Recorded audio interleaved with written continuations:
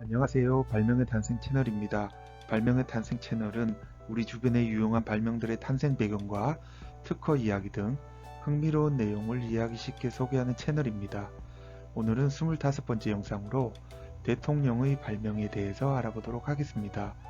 여러분, 미국과 한국의 역대 대통령 중에서 발명을 하고 특허청에 이름을 올린 두 분의 대통령이 계신데요. 그분은 바로 미국의 링컨 대통령과 한국의 노무현 대통령이십니다.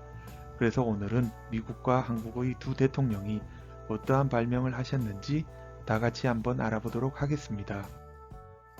흑인 노예를 해방시키는 등 미국에서 가장 위대한 대통령으로 추앙받는 아브라함 링컨 대통령. 링컨 대통령은 미국 16대 대통령으로 현재 45대 도널드 트럼프 대통령까지 미국의 모든 대통령을 통틀어서 유일하게 미국 특허를 받았던 대통령이십니다. 링컨 대통령이 발명까지 하셨을 줄이야. 참 다방면에서 재주를 많이 가지셨던 위대한 대통령이셨네요. 링컨 대통령의 특허는 Boeing Vessel over Shoals, 즉 모래톱에 걸리지 않게 배를 띄우는 방법에 대한 내용으로 1849년 5월에 미국에서 특허를 취득하셨습니다. 하지만 실제 제작된 적은 없다고 하네요. 그런데 링컨 대통령은 어떻게 이런 발명을 하시게 되셨을까요? 링컨 대통령은 젊었을 때 배로 화물을 운반한 일을 한 적이 있었다고 합니다. 그 당시 배가 모래톱에 걸리면 배에 싣고 있던 화물을 모두 내리고 모래톱을 다시 빠져나온 뒤 화물을 배에 다시 싣는 번거로운 작업을 반복해야 했다고 하는데요. 이렇게 피로는 발명의 어머니, 즉 이러한 불편을 개선하고자 링컨 대통령이 이 발명을 하게 되신 거네요.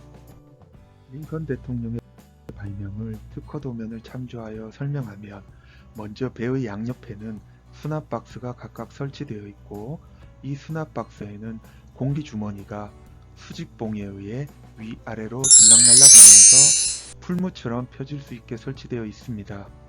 그래서 평소에는 이 수납 박스 안에 공기 주머니가 접혀져 들어가 있다가 모래톱 위의 수심이 낮은 곳을 지나가야 할 때는 이 공기주머니가 아래로 펼쳐지면서 공기주머니에 포함된 공기에 의해서 배가 위로 뜨면서 모래톱 위를 지나갈 수 있게 한다는 아이디어입니다.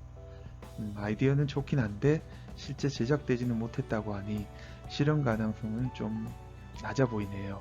아무래도 링컨 대통령이 배를 만드는 기술자는 아니었을 테니까요. 그래도 일반인들은 그냥 불편하고 말 것을 이러한 불편을 적극적으로 해결하고자 한 발명가 정신과 실행력은 정말 존경스럽습니다. 그럼 노무현 대통령의 발명에 대해서 알아볼까요? 노무현 대통령은 1975년 5월에 계량 독서대의 실용신안을 받았습니다. 실용신안은 소발명이라고도 하며 특히 간단한 계량이나 개선품의 권리를 부여하기 위한 제도로서 법적으로 보호되는 범위는 특허와 동일한 권리입니다.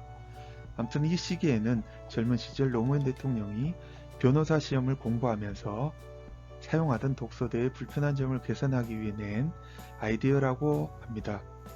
보통 일반인이라면 공부하기 바빠서 특허 낼 생각을 전혀 못했을 텐데 노무현 대통령은 발명에 대한 애정이 남다르셨다는 것을 느낄 수 있습니다. 한편 대통령은 재직 중이실 때 감 따는 장치를 직접 개발하여 이 장치를 이용하여 청와대 감나무의 감을 직접 따셨다고 하니 발명가로서도 높은 자질을 가졌던 것만은 틀림이 없는 것 같습니다. 노무현 대통령의 실용신안은 허리를 굽히지 않고도 바른 자세로 독서를 할 수 있도록 책이나 노트 받침대의 높이와 각도를 모두 조절할 수 있게 개량한 독서대에 관한 것입니다. 보통의 일반적인 받침대는 그 각도만을 조절할 수 있게 되어 있는데 노무현 대통령의 이 개량 독서대는 받침대의 각도뿐만 아니라 높이까지 조절할 수 있게 만든 것이지요. 노무현 대통령의 이 개량 독서대를 사용하면 책 받침대의 각도나 높이를 자신의 키에 맞게 모두 조절할 수 있기 때문에 허리나 목을 숙이지 않아도 되고 요즘 흔한 거북목 증후군 같은 잘못된 자세로 인한 문제점도 잡아줄 수 있겠네요. 이 노무현 대통령의 개량 독서대를 보고 있자니 독서대에 앉아 열심히 사법시험을 준비하던 젊은 시절의 노무현 대통령의 모습이 왠지 연상되네요. 우리도 꿈을 이루기 위해 노무현 대통령처럼 젊은 시절에 열심히 공부를 해야 되겠습니다.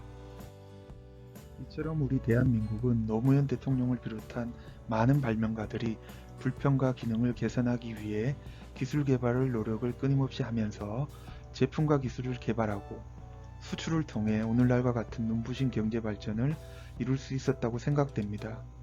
우리나라는 석유와 같은 천연자원은 없지만 발명가 정신으로 무장된 수많은 젊은 발명 꿈나무들이 열심히 꿈을 향해 노력하고 있기 때문에 미래는 정말 대한민국이 세계 최고의 기술력을 보유한 기술 강국으로 거듭날 것이라고 굳게 믿으며 많은 기대를 해봅니다.